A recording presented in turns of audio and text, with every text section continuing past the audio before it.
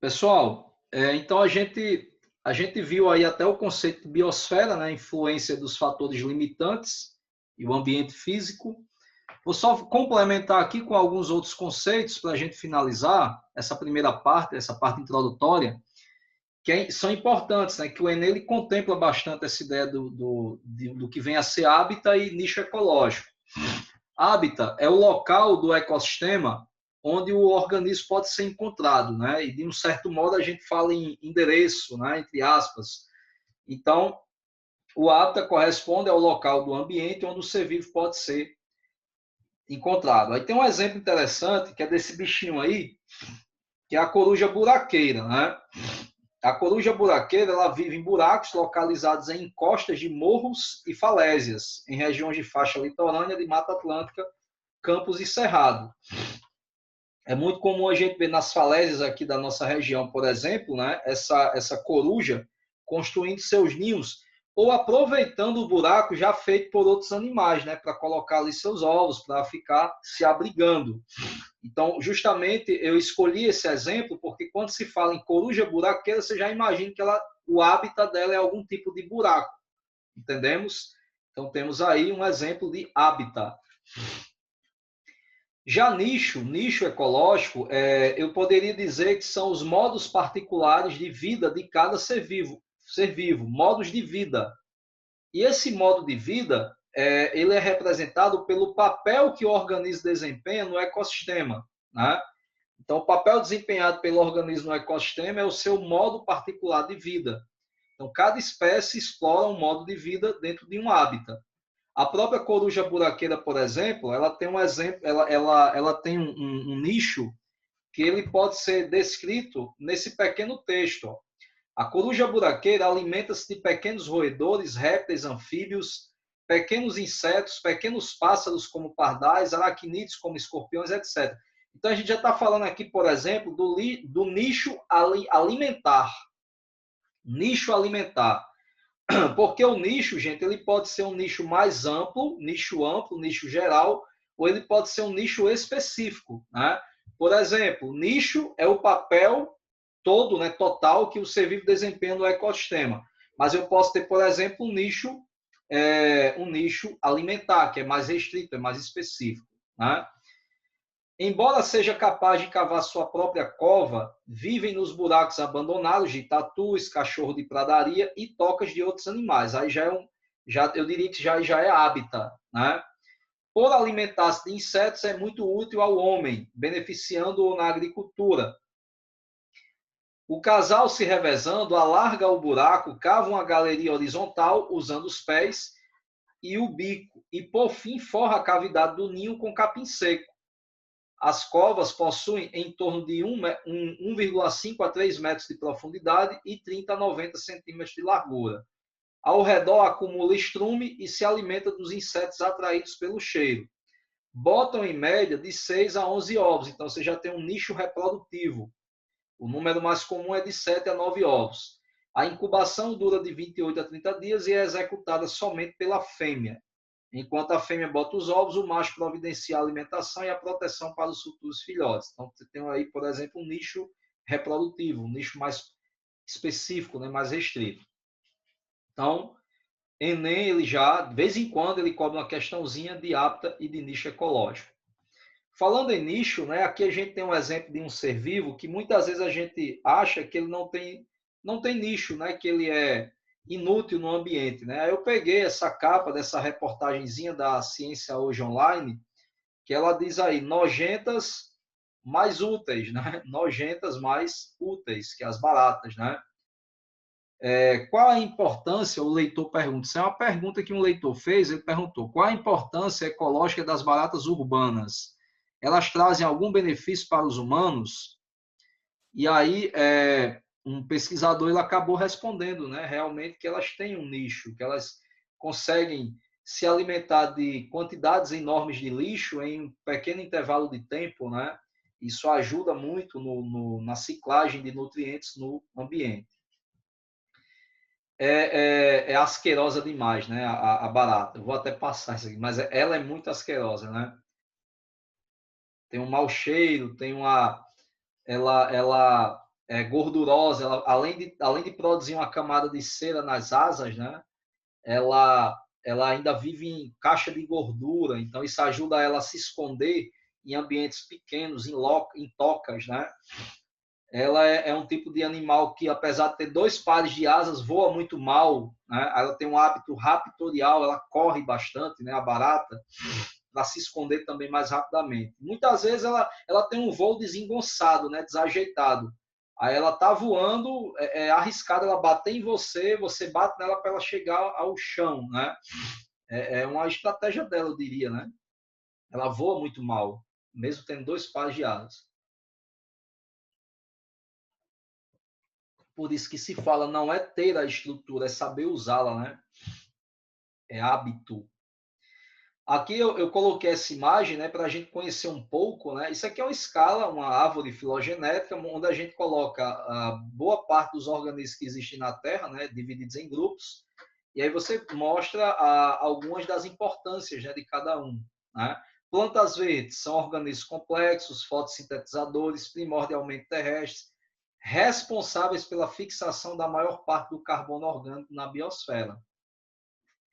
Algas verdes, uma das linhagens de protistas fotossintetizadores que são responsáveis pela maior parte da produção biológica nos ecossistemas aquáticos. Então você está vendo aí que cada ser vivo aí, né, cada grupo é importante no ambiente.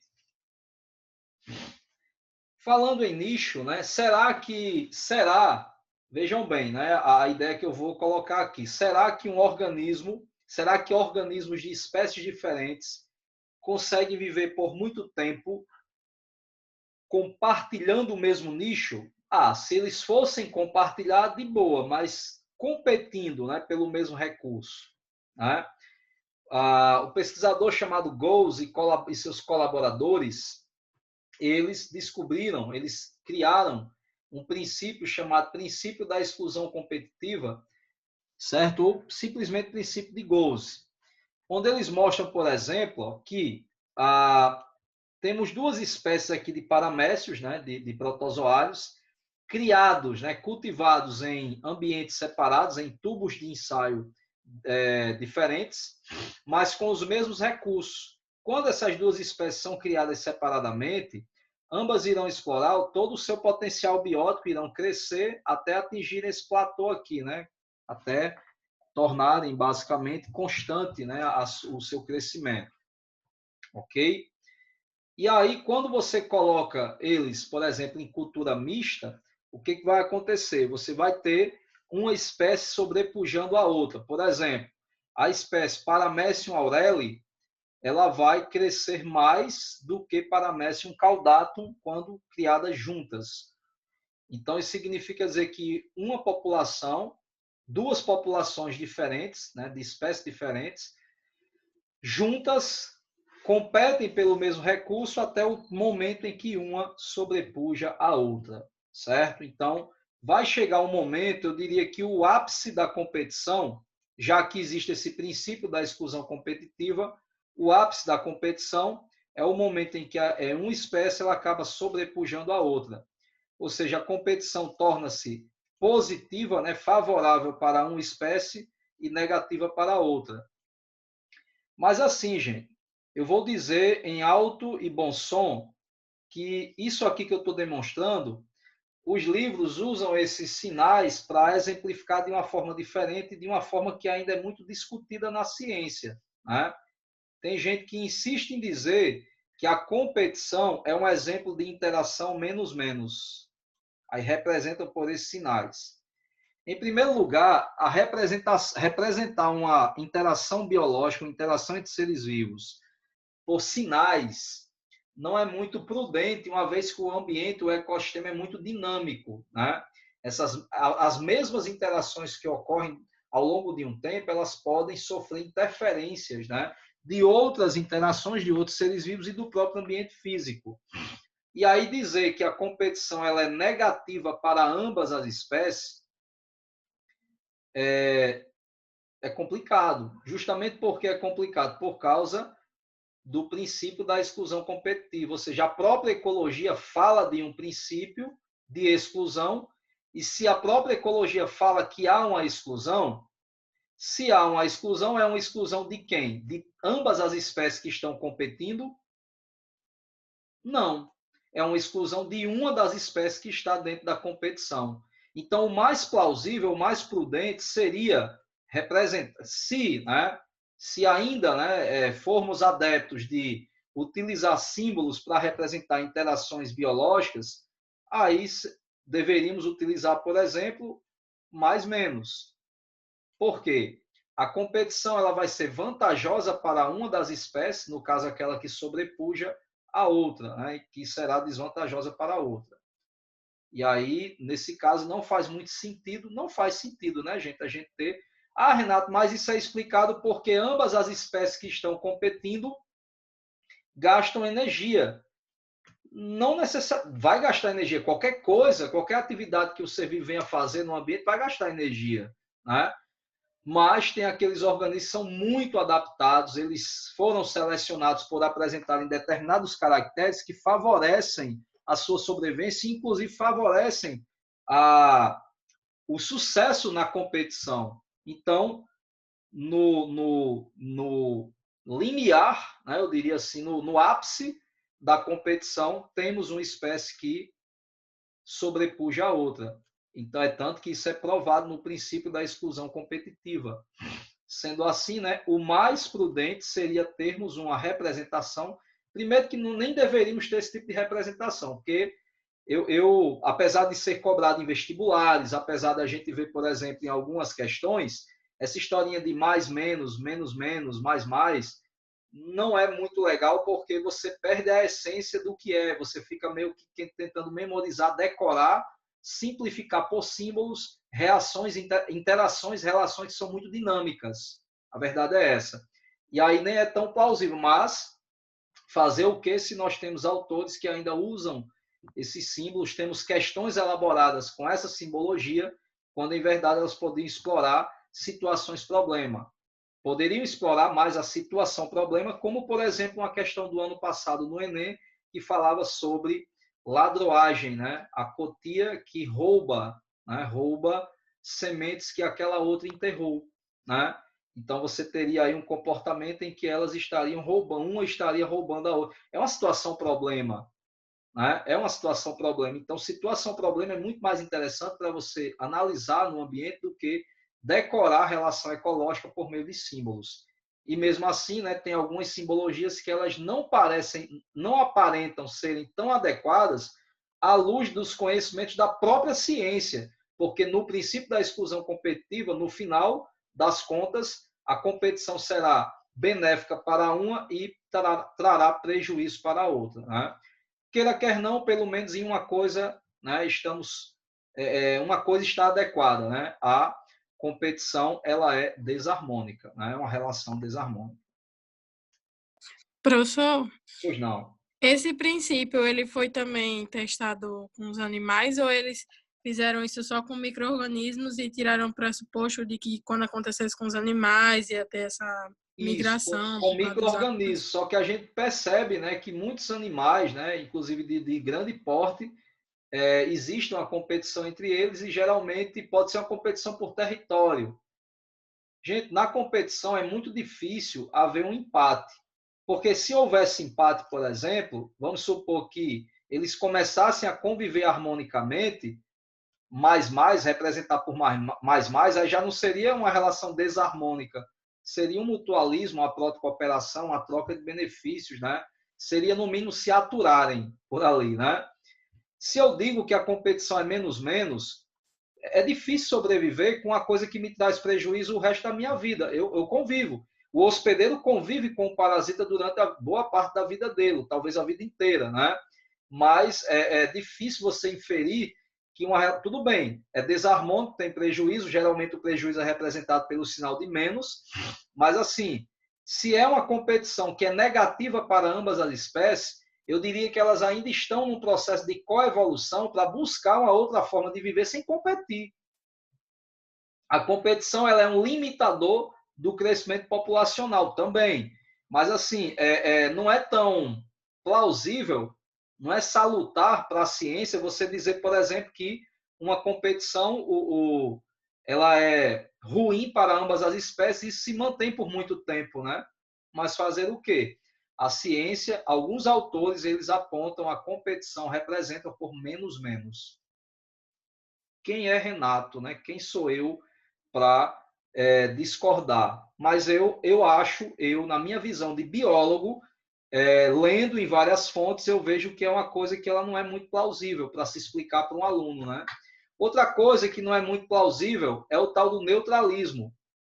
Poxa, eu acabo de entender que uma das máximas ecológicas é que a ação que eu desempenho no ambiente e lugar pode interferir em outros organismos e lugares. Como é que eu vou ser neutro no ambiente?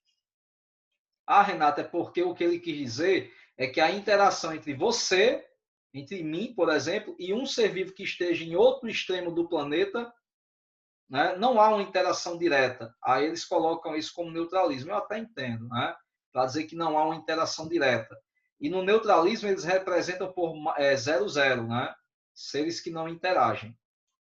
Mas se eu como, por exemplo, o salmão do Pacífico, eu moro numa área de Oceano Atlântico e como o salmão do Pacífico, o meu ato está interferindo em outro organismo que se encontra em outro local do planeta, né? Então, primeiro que se existe um neutralismo, não era nem para o neutralismo estar dentro do capítulo do livro que fala sobre relação ecológica. Por quê?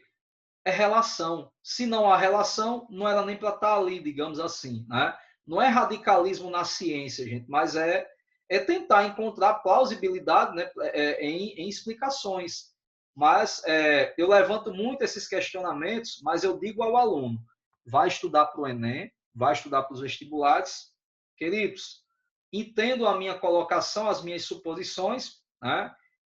Concordem ou não, tanto faz, concordar ou não, mas assim, saquem o que eles cobram. Vou logo dizendo que o que eles cobram, o que eles aceitam ainda nos vestibulares é isso aqui, ó.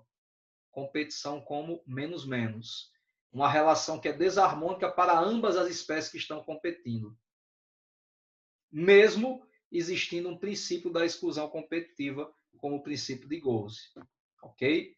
Aí, realmente, Juliana, vão tentar explicar isso aí, por exemplo, da seguinte maneira, mas ela é válida o experimento que demonstrou o princípio, que foi base para enunciar o princípio da exclusão competitiva, foi um experimento feito com micro-organismos e não, por exemplo, com organismos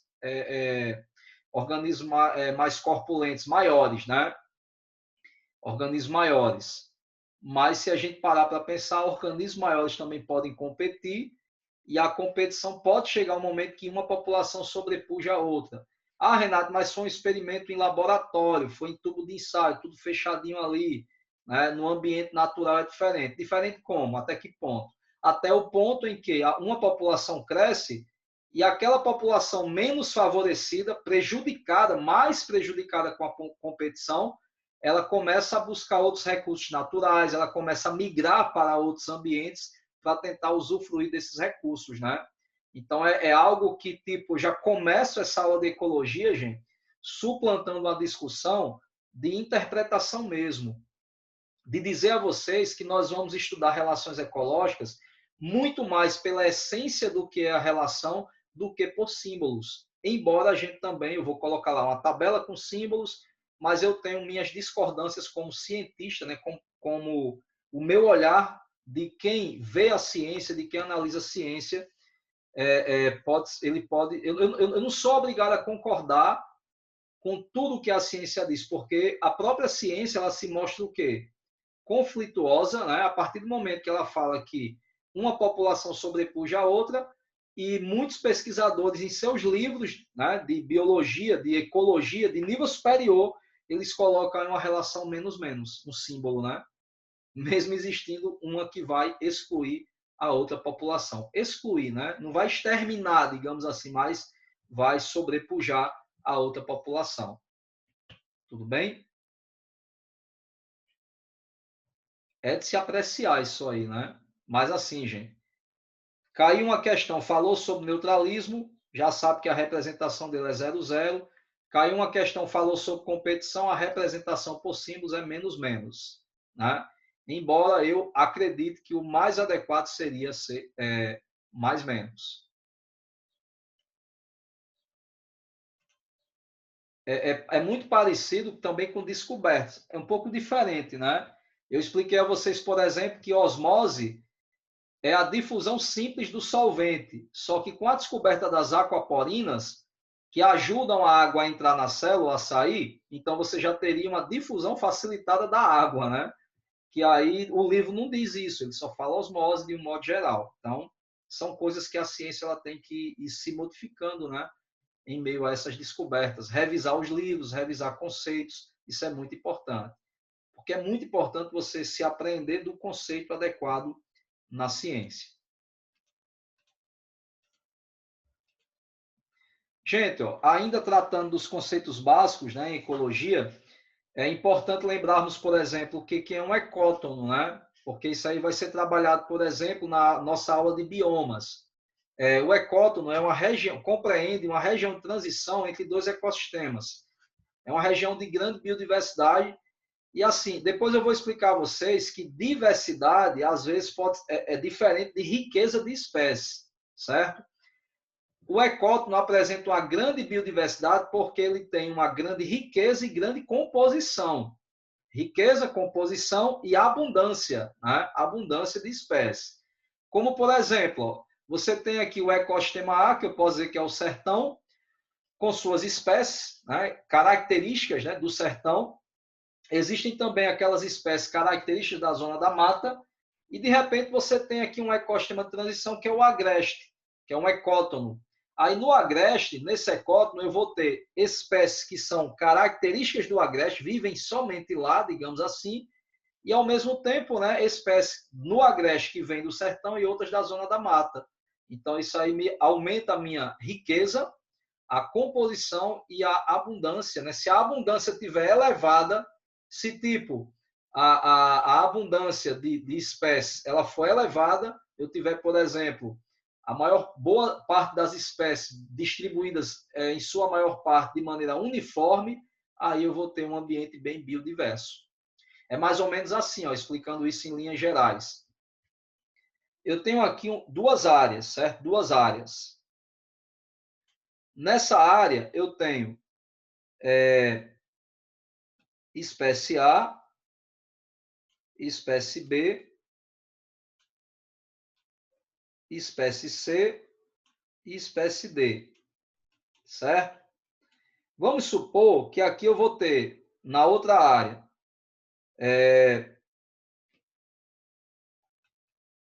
eu tenho aqui espécie A, espécie B, espécie C e espécie D, ok? Vamos lá. Gente, quanto é 25% dividido por 3? Vai dar uma média aí de quanto? 6, alguma coisa, né? Seria mais ou menos isso? É? Estou ruim de matemática. 25%, 25 dividido para 3 aí, dá em média quanto? Pensar rápido assim para mim é osso. Mas vamos lá. O que eu quero dizer aqui a Dá você. um 8 alguma coisa. Pronto, 8 pronto, eu posso. Vamos fazer mais de forma mais fácil, né, mais prática. Eu posso dizer que nessa área aqui, 70% vai ficar mais fácil agora, viu? Agora arredondei e ficou mais fácil. 70% da composição de espécies que existe nessa área Y, tem uma área X, tem uma área Y. 70% é composto pela espécie A e 10% pela espécie B, mais 10% pela espécie C, mais 10% pela espécie D. Ok? No ecossistema, na área X, eu tenho 4 espécies diferentes, A, B, C e D, que inclusive são as mesmas espécies que a gente encontra em Y, né? Só que aqui eu tenho uma distribuição de que maneira? 25% da composição de espécies que compõem o ecossistema X é composto pela espécie A, 25% pela espécie B, 25% pela espécie C e 25% pela espécie D. Beleza? Pessoal, onde é que eu tenho a maior riqueza de espécies aí? Me digam. Onde é que eu tenho a maior riqueza de espécies? Riqueza. Primeiro. Aí que tá. Olha a pegadinha.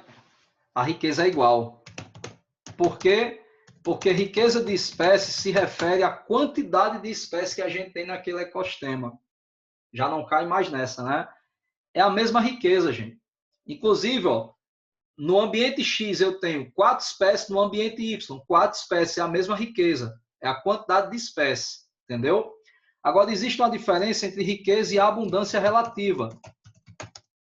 A abundância relativa corresponde ao percentual que uma espécie compõe do total de espécies daquela área. E aí essa abundância relativa, onde ela é mais uniforme e onde ela é menos uniforme. Ela é mais uniforme. Mais uniforme em X e menos uniforme em Y. Estão começando a entender, né? Agora, ó, mais uniforme em X e menos uniforme em Y, certo? Então, riqueza e abundância são índices utilizados para inferir se uma área é mais biodiversa do que outra. Partindo dessa ideia, pessoal, qual das duas áreas é mais biodiversa? Quem é mais biodiversa? Quem tem maior biodiversidade? Porque você diz, pô, se tem 4 espécies nas duas e são as mesmas, ambas são igualmente diversas. Vocês já pararam para pensar que, pelo fato de, no ambiente Y, eu tenho uma população de uma espécie em grande quantidade e outras em pequena quantidade, essas espécies que estão em pequena quantidade, elas poderiam ser perdidas ao longo do tempo, extintas, né? É mais fácil sobreviver numa área com abundância uniforme ou não tão uniforme? Vocês entenderam? Então, aqui, ó, no ambiente Y, eu tenho uma pequena quantidade, uma pequena composição das espécies B, C e D, que pode ser que elas desapareçam ao longo do tempo. E, tipo, a nível de conservação da biodiversidade, né, eu vou ter uma área mais fácil, eu diria, mais fácil de ser conservada, de ter sua biodiversidade conservada, onde ela tem uma maior uniformidade. Então, a área X ela é mais uniforme, então ela é mais biodiversa do que Y. Não parece, né, gente? Porque, na verdade, porque quando a gente fala em biodiversidade, a gente já pensa em número de espécies, né? Mas a abundância também é levada em consideração. Isso é ecologia, né, gente? Isso é ecologia. No caso, a biodiversidade ela será maior numa área que tem uma distribuição mais uniforme de cada espécie. Beleza? É incrível, porque ambas as áreas apresentam a mesma riqueza, a mesma quantidade de espécies e tipos de espécies, as mesmas espécies, mas como uma tem uma distribuição mais uniforme, é mais fácil dessa biodiversidade ser conservada do que na área Y, porque você está meio que favorecendo uma área onde você tem um maior percentual de uma espécie em detrimento das outras, né? Pode ser que as outras desapareçam, porque eu não sei precisar se essa espécie ela compete com as demais, entendeu? Então pode ser que ela sobrepuje, né? Torne-se uma praga, digamos assim. Então é mais fácil dessas 3 espécies desaparecerem, B, C, D desaparecerem em Y do que em X. Estamos conversando? Foi a primeira vez que eu ouvi falar de biodiversidade falando com uniformidade. Nunca ouvi falar antes. Entendeu? Boa colocação, Juliana. Eu também nunca tinha ouvido falar disso com uniformidade, até o momento em que eu paguei uma disciplina na faculdade chamada Biodiversidade, e o professor fez a mesma pergunta e a gente ficou com cara de tacho, achando, ele foi a mesma situação, a gente ficou achando que era aquela que tinha, qual delas era, né? Ele colocou, na verdade, trabalhou com 3 áreas diferentes, né? E aí foi nos ensinando os índices, né? Índices de diversidade, índices de riqueza, índices de abundância. E assim, gente, ecologia é uma das áreas que não é tão valorizada, né? Mas em nível superior, a ecologia ela é trabalhada muito com matemática, com muito cálculo. A ecologia que a gente está vendo aqui é brincadeira de criança, né? À vista do que a gente vê no ensino superior. É tanto que uma das ferramentas que a gente utiliza muito é a informática, né? Programação, por quê? Porque tem muitos programas de computador que a gente bota o número e ele já dá o dado, estatística, né? Quantidade, composição, riqueza, abundância e o índice de biodiversidade. Mas trabalha com muita matemática. Tem muito modelo matemático para ecossistemas. Ok? Aqui só um exemplo. Geralmente efeito de borda, né, acontece quando a gente tem, ó, se eu tiver, por exemplo, se eu for fazer uma pesquisa aí eu tenho que sortear as áreas, porque eu quero trabalhar só nessa área aqui que fica mais perto da minha casa. Aí eu vou ter um efeito onde eu vou meio que deixar meus dados tendenciosos, né? Porque se eu vou trabalhar só nessa área, eu tenho toda essa área para trabalhar, mas se eu trabalho só nas bordas, por exemplo, pode ser que nas bordas eu encontre um tipo de espécie, né? Alguns tipos de espécies que eu poderia melhorar a confiabilidade dos meus resultados se eu fosse trabalhar em outras áreas, né? Assim como se eu trabalhar só nessa borda aqui. Trabalhar no ecótono é interessante, porque o ecótono ele tem as espécies X, Y e Z, que pertencem a esse ambiente aqui. Ele tem as espécies A, B e C, que pertencem a esse outro ambiente, e tem as espécies M, N e O, que são do próprio ecótono. Né? Ele é Então, tipo a interseção dos isso, ciclos. exatamente, exatamente. E ainda tem mais coisas, né? Tem mais elementos. Né? Então, tem uma diversidade própria. Né? O ecótono, além de ele abrange também a boa parte das espécies de ecossistemas vizinhos. Para finalizar, né, gente, bioma. Bioma é um conjunto de ecossistemas com características relativamente uniformes de clima, solo, fauna e flora. E aí nós temos vários que serão estudados em nossas aulas, né? Brasileiro, Cerrado, Mata Atlântica, Caatinga, Pampas, Restinga. A gente vai falar muito desses biomas aí. Exemplos aqui, ó. Savana, ecossistemas coralíneos, né? Tem biomas aquáticos, tem biomas terrestres, desertos, florestas. Só que, na verdade, eu queria só esclarecer que quando a gente fala em deserto, é uma área que a gente pode encontrar em vários pontos do planeta. Aí o deserto já passa a ser um biócoro. É a floresta. Existem várias florestas em vários pontos do planeta, que às vezes altera a fitogeografia de uma para a outra, aí a gente tem um biócoro. Aí quando a gente vai ser mais específico, floresta tropical úmida, aí é um bioma. Né? Floresta de coníferas, aí é um bioma. Caatinga, floresta de Mata Branca, é um bioma. E assim por diante. A gente vai trabalhar isso nos nossos próximos encontros. Lembrando que na próxima aula a gente vai começar a ver como o ambiente físico e o ambiente químico e o ambiente vivo eles se relacionam, entendendo como ocorre o fluxo de matéria e energia nos sistemas vivos. Né? É aí que a gente vai falar de produtividade primária, bruta e líquida, produtividade secundária, bruta e líquida, e falaremos também de quê? Cadeias e teias alimentares nos ecossistemas, né? Já dando um suporte para o que a gente vai trabalhar em ciclos biogeoquímicos. Então, na próxima aula, a gente continua com essa parte de fluxo de matéria e energia nos ecossistemas e ciclos biogeoquímicos. Tudo bem, gente? Tranquilo? Deu para entender essa parte introdutória? Sim. Beleza?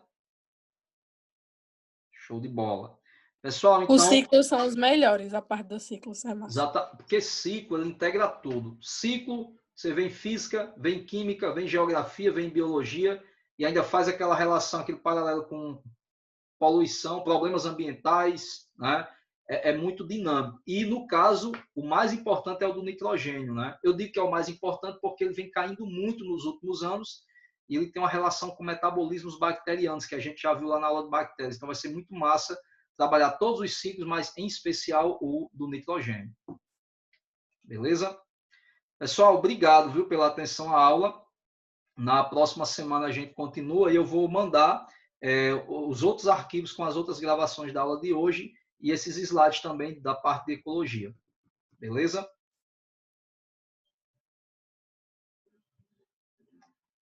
Valeu, gente. Até, eu que agradeço. Até a próxima semana. Bom fim de semana para vocês, bom descanso, boas aulas também. Tchau, tchau.